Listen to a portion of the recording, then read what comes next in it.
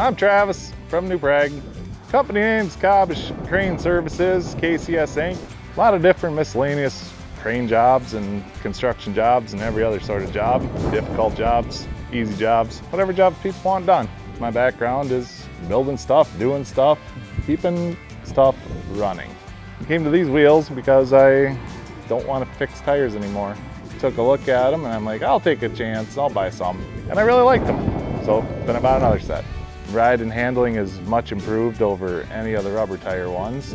They're a little stiffer, but that's a lot better for if you're trying to drive with stuff up in the air. You don't get so much wobble in the chassis. Obviously, you can see them behind me. They look good, they work good. They have huge lugs that dig through the mud. They're wider, so they float better. I haven't found a downside to them, really. You don't have to be moving to turn your telehandler. You can just be stationary and spin the wheel, and it'll turn. Where the air-filled tires and a lot of the other tires, they grab too much of the ground and they're not quite firm enough. So these are a lot more predictable and a lot better at turning. They're tough. You wouldn't have to replace a section unless you did something absolutely ridiculous. When you get an old machine like that with rusty wheels, you're gonna have to replace the wheels, you're gonna have to replace the tires, you're gonna have so much cost into all that. Same end effect, it's not gonna work as good as Evolution wheels. So.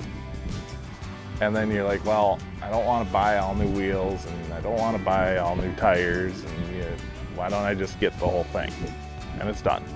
In a standard situation, doing standard stuff, from my opinion, the lugs would last 3 to 4 times longer than standard air-filled or fluid-filled tires. Tires like those, they'll last maybe 10 years and then they'll weather out. You'll have to replace them for sure at 10 years. Well, you're not going to notice any of that on these because there's no fluid in them. There's just rubber chunks.